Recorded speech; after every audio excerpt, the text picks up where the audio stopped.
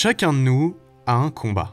Le mien, c'est de faire comprendre à tout le monde qu'il faut regarder Doctor Who. Un combat, c'est une raison de se bouger. C'est une lutte incessante pour une cause qui nous tient à cœur et qui nous pousse à avancer vers notre objectif. Politique, humaniste ou même égoïste, un combat n'a pas vocation à être commun. Il n'appartient qu'à soi de se battre pour gagner. Et pour le coup, son combat à lui, c'était simplement de vivre en paix. Il grandit dans son petit village, entouré de nombreux compagnons, dont un grand homme un peu rond au cœur tendre et à la force surhumaine. Il n'a pas vocation à devenir un grand guerrier des mers, un chef renommé ou même le plus grand des explorateurs. Lui, ce qu'il veut par-dessus tout, c'est le calme. Sauf qu'à cette époque-là, le calme, c'est pas vraiment ce qui règne. Depuis l'arrivée de Jules César comme haut dignitaire de l'Empire romain et la capitulation de Vercingétorix, la tranquillité de la Gaule est légèrement impactée. Or, un petit village d'irréductibles Gaulois résiste tant bien que mal à l'envahisseur. Allez hop, ça c'est calé, on passe à la suite. Le combat d'Astérix n'est pas celui de son village. Il n'est pas non plus celui de défaire le grand empire romain, à l'âme sanguinaire et dominateur de territoire. Son combat, c'est celui de la tranquillité. Son objectif de vie, chasser du sanglier et protéger son quotidien. Garder un havre paisible, en somme. Alors oui, il viendra en aide à ceux qui le lui demandent, si leur cause est juste et pacifique. Parce que sa tranquillité passe avant tout par son propre esprit et la paix des autres. Ça veut absolument rien dire. En gros, on est en paix avec soi-même quand on aide les autres. Entre l'Égypte, la Grèce, les Amériques ou encore la Bretagne... La Grande-Bretagne, pas celle des Bigouden et tout ça. Astérix aura parcouru le monde et aura lutté pour son combat. Mais cette fois, c'est près de chez lui, en Armorique, sur les terres de Dana, que Julius Legis Caesaria va venir l'affronter. Vous l'aurez compris, aujourd'hui on parle du Gaulois le plus redoutable et le plus célèbre de la bande dessinée, dans le film qui aura réussi à donner un renouveau à ses adaptations au cinéma, Astérix, l'Empire du Milieu. Oula non, pas du tout, certainement pas. Astérix et le domaine des dieux. Allez Uderzo, dessine-moi un Gaulois.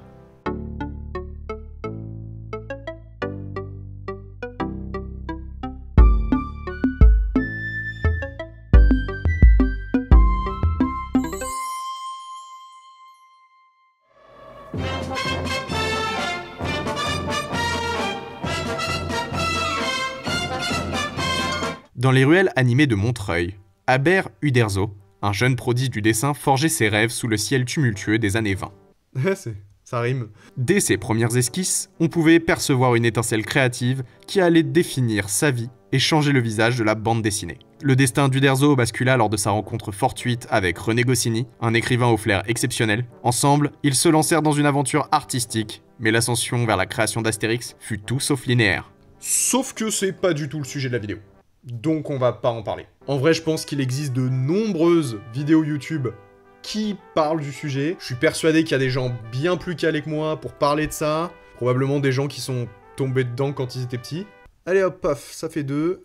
Et je suis persuadé qu'il y a même un documentaire Arte qui doit exister sur les deux là.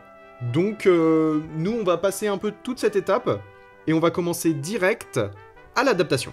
Du coup, avant de parler du film du jour, j'aimerais revenir un petit peu sur les quelques adaptations qu'on a eues. Entre 1967 et 2006, c'est pas moins de 10 films d'animation du personnage qui ont vu le jour. Je vais clairement pas revenir sur tous, mais on peut commencer par le premier. Astérix le Gaulois, sorti en 1967, c'est un flop.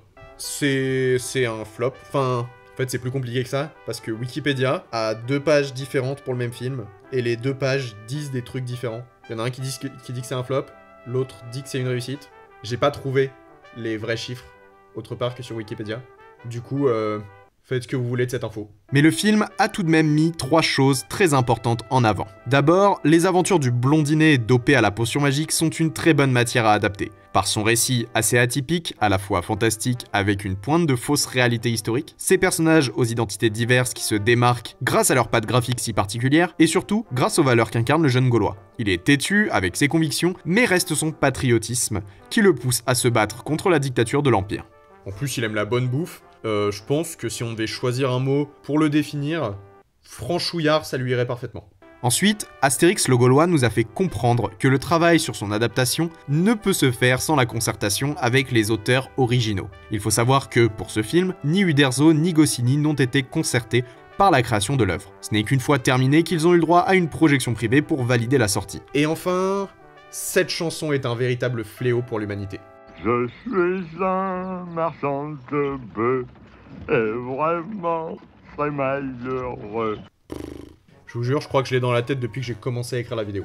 J'oublie une information importante. Astérix le Gaulois est l'opus qui nous permet de découvrir la première voix du personnage, et c'est celle qui restera. Le grand Roger Carrel est venu apporter la dernière chose qui manquait à Astérix pour devenir l'icône que l'on connaît. Une année après, Goscinny et Uderzo réalisent eux-mêmes l'adaptation sur grand écran de Astérix et Cléopâtre. Dans celui-ci, on découvre pour la première fois Idéfix en version animée, le Gaulois se joue de l'Empire en venant aider Numéro Bis pour construire le palais de la Reine d'Égypte. Bon, je vous refais pas le film, si vous avez pas vu la version animée, vous avez probablement vu la version d'Alain Chabat. Bah ouais, c'est une masterclass.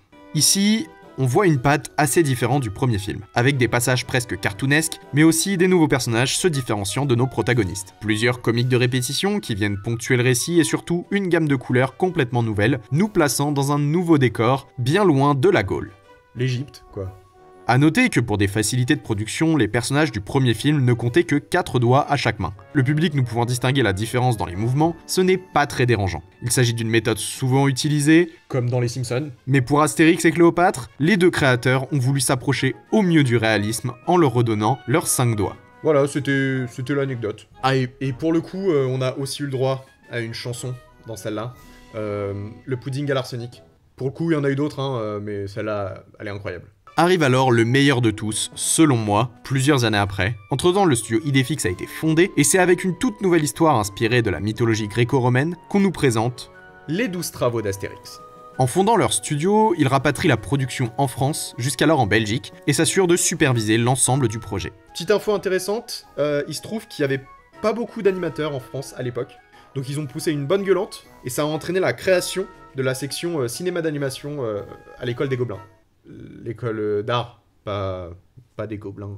Après 2 ans de travail et près de 500 000 dessins, on découvre en salle cette nouvelle merveille. Le film ne se contente pas d'être une aventure amusante, mais il est également une satire subtile. Chaque épreuve qu'Astérix et Obélix relèvent est une critique humoristique des clichés et des absurdités de la société romaine. Ils explorent la dynamique entre les personnages, mettant en avant l'amitié solide entre Astérix et Obélix. Des jeux de mots aux situations comiques, le film réussit à faire rire toute génération, transcendant les barrières du temps. Sans oublier que les 12 travaux d'Astérix regorgent de références culturelles et de clins d'œil subtils à des éléments historiques et mythologiques. Et pour un fan de Percy Jackson comme moi, c'est que du bonus.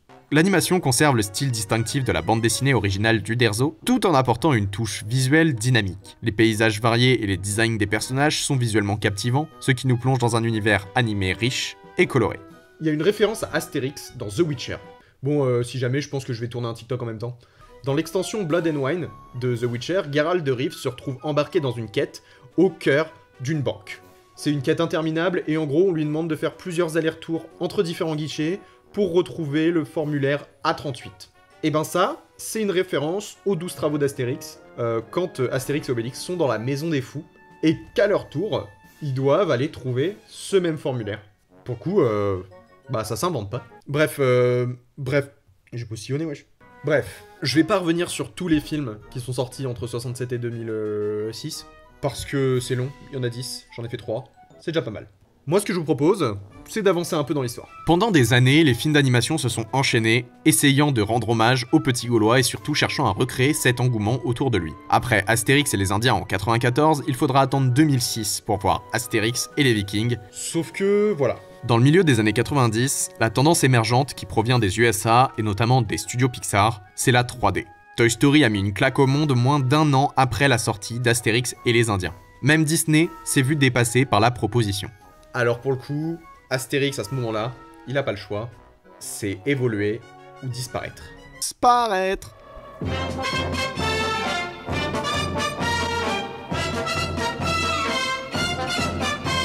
2014. 12 ans après avoir quitté les salles obscures, le Gaulois le plus célèbre d'Armorique fait son retour. Et cette fois, avec un nouveau style, un nouveau décor, en soi, un nouveau monde. Et pour ce renouveau, rien de mieux que de rester chez soi, en plein cœur de la Gaule.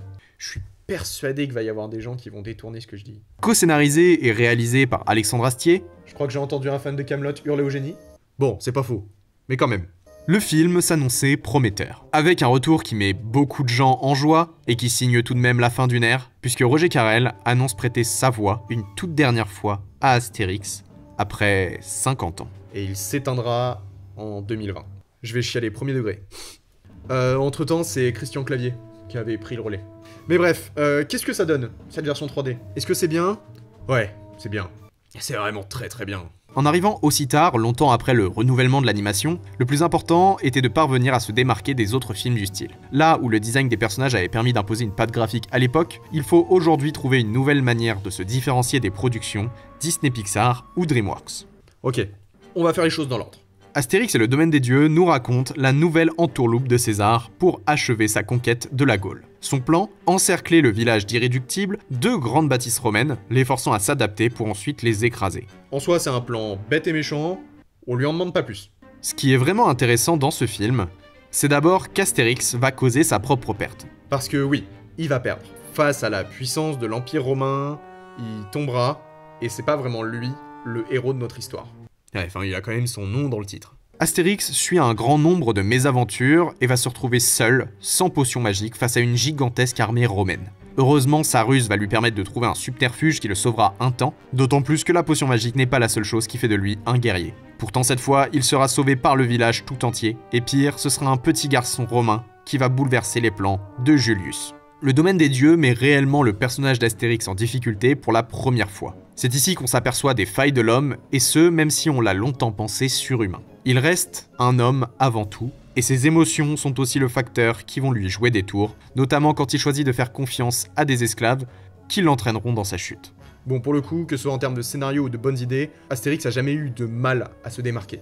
La question qu'il faut se poser, c'est comment est-ce que, alors que des films d'animation sortent tous les ans, de studios américains qui les enchaînent, Astérix a réussi à se différencier. La première chose qui saute aux yeux quand on regarde le film, c'est son atmosphère. On est loin des couleurs pétantes et des robes de princesse. Ici, on présente un lieu assez terne, mais qui n'est pas froid pour autant. On sent un décor qui cherche à se rapprocher du réalisme, notamment avec une forte présence de teintes vertes. Logique pour la campagne gauloise.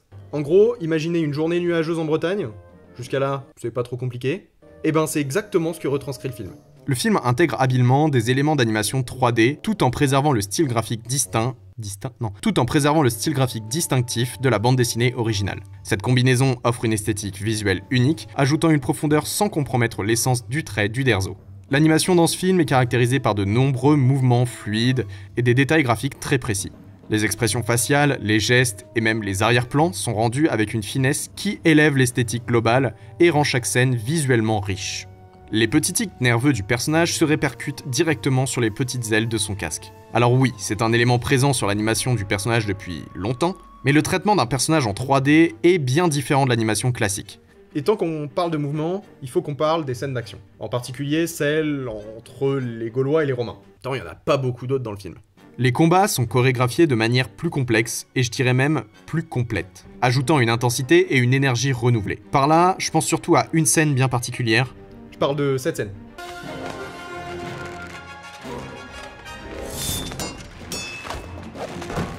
Je crois que c'est la première fois qu'on voit un Gaulois se battre avec autant de hargne. Là, on a une animation et des mouvements de caméra qui poussent au spectacle et qui montrent clairement la plus-value de ce nouveau style. Avec la construction du domaine des dieux et les nombreuses foules présentes, le film aborde la gestion de la masse d'une manière plus sophistiquée. L'animation capture efficacement la densité des situations, créant un effet visuel impressionnant tout en maintenant la clarté narrative. D'ailleurs, je vais faire un lien très bizarre. Tant qu'on parle de masse, on peut aussi parler de poids, et le poids c'est aussi important d'une toute autre manière. Dans la construction des personnages, comme Obélix, la bande dessinée joue sur le fait qu'elle a ses propres règles de la physique. Le centre de gravité d'un personnage n'est pas forcément logique, mais fonctionne puisque l'entièreté de l'environnement marche de cette manière. Retranscrire cette idée en ajoutant une dimension de profondeur supplémentaire n'est pas chose simple. Ici, le personnage d'Astérix joue sur cet équilibre si particulier et arrive à se montrer imposant dans les situations tendues, sans pour autant briser l'univers établi. Le film utilise également la 3D de manière humoristique, exploitant les avantages visuels pour renforcer le comique de situation. Ça se voit notamment avec les grandes gifles qui foutent aux Romains. L'innovation réside dans la capacité à converger des styles artistiques différents en mélangeant des éléments traditionnels de la bande dessinée avec des techniques d'animation plus modernes, créant une fusion visuelle attrayante. Enfin, il y a un détail visuel très important dont je voulais parler. C'est un détail qui montre à quel point les animateurs ont vraiment planché sur le sujet pour rendre le réalisme à son maximum. Je vous laisse deviner, ça va aller très vite.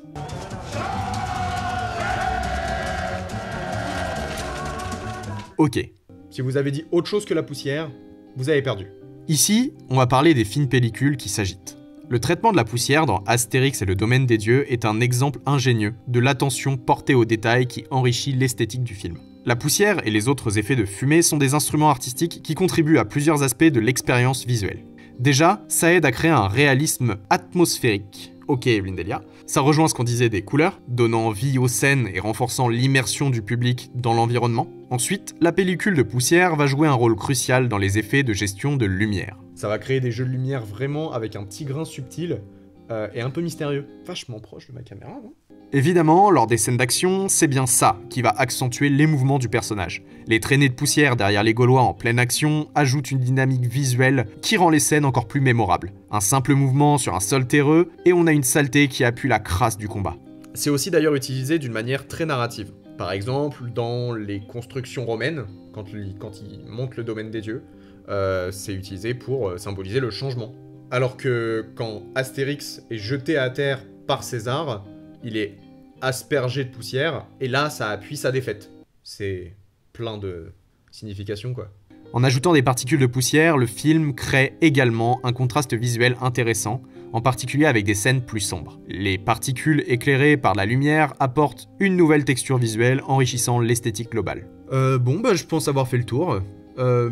J'avoue que pour un discours un peu plus personnel, j'ai vraiment été impressionné par ce film. Quand on voit la manière dont les films d'animation des années 60 nous présentaient les personnages d'Obélix et Astérix, c'était assez difficile de se projeter dans cette nouvelle version 3D. Pour le coup, c'est vachement bien.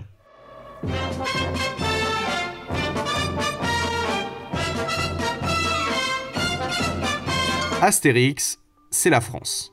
Il n'est pas grand ou particulièrement beau, mais il est ouvert à tous, drôle, et n'hésite pas une seconde à soutenir l'autre, qu'importe son origine ou sa classe sociale. De la libération d'esclaves à l'accueil et à l'hébergement de civils romains, il incarne parfaitement cette idée de fraternité. Il est l'icône parfaite pour la Gaule.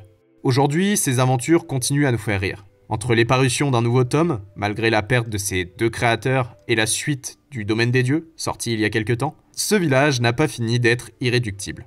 Je sais même pas si ça veut dire quelque chose. En vrai, je sais même pas ce que le mot irréductible vient faire dans cette histoire. Et pour le coup, j'ai pas parlé du parc. Franchement, si je fais assez de vues sur cette vidéo, je vais refaire la vidéo dans le parc, habillé en Panoramix. Avec le Domaine des Dieux, Astérix réussit avec brio à lier le monde de la bande dessinée d'Uderzo et Goscinny avec les prouesses de l'animation 3D. Rendre un tel hommage, peu ont réussi l'exploit. Pour dire, il a fallu attendre Steven Spielberg pour qu'on y arrive sur Tintin. Astérix et son village continuent de résister, que ce soit à travers les pages de nouvelles aventures, les adaptations cinématographiques ou même les parcs à thème. Ainsi, le Gaulois le plus célèbre reste une source inépuisable de rire et de réflexion, une célébration de la diversité, de l'amitié et de l'irréductibilité à travers les âges. En continuant sur cette lancée, on peut dire que le film d'animation adapté et l'héritage de la bande dessinée est entre de bonnes mains. L'avenir du village est solide comme un menhir, et même la potion magique ne pourra pas l'arrêter. Astérix et le Domaine des Dieux, ça démontre que même dans de l'animation 3D, l'âme d'un petit Gaulois peut continuer de divertir, impressionner et captiver toutes les générations. Et même si des siècles se sont écoulés depuis que César a mis la pagaille en Gaule et que nos petits moustachus sont des personnages de fiction, ils étaient drôlement fous, ces Gaulois.